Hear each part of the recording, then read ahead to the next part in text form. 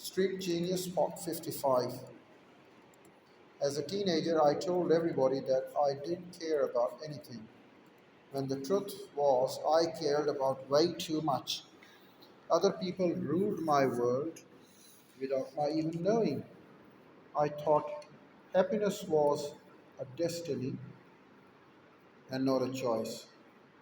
I thought love was something that just happened, not something that you worked for. I thought being cool had to be practiced and learned from others rather than invented for oneself. When I was with my first girlfriend, I thought we would be together forever. And then when the relationship ended, I thought I would never feel the same way about a woman again. And then when I felt the same way about a woman again, I thought that love sometimes just wasn't enough. And then I realized that each individual gets to decide what is enough, and that love can be whatever we let it be.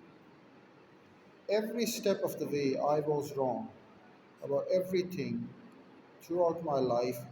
I've been flat out wrong about myself, others, society, culture, the world, universe, everything. And I hope that will continue to be the case for the rest of my life.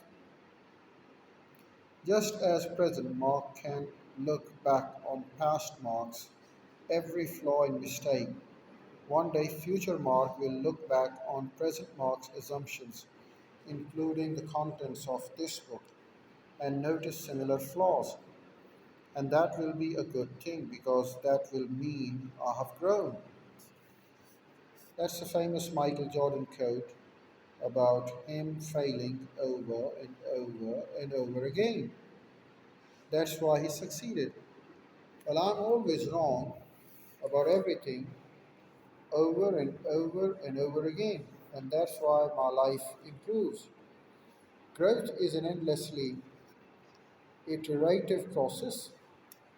When we learn something new, we don't go from wrong to right, rather, we go from wrong to slightly less wrong.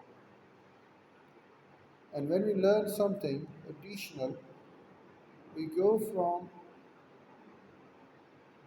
we go from slightly less wrong to slightly less wrong, then that, and then that, to even less wrong than that, so on. We are always in the process of approaching the truth and perfection without actually ever reaching the truth or perfection. We shouldn't seek to find ultimate right answers for ourselves, but rather we should seek to chip away at the way that we're wrong today so that we can be a little less wrong tomorrow. When viewed from this perspective, personal growth can actually be quite scientific. Our values are our hypotheses. This behavior is good and important, that other behaviors is not. Our actions are the experiments, the resulting emotions and thought patterns are our data. There is no correct dogma or perfect ideology.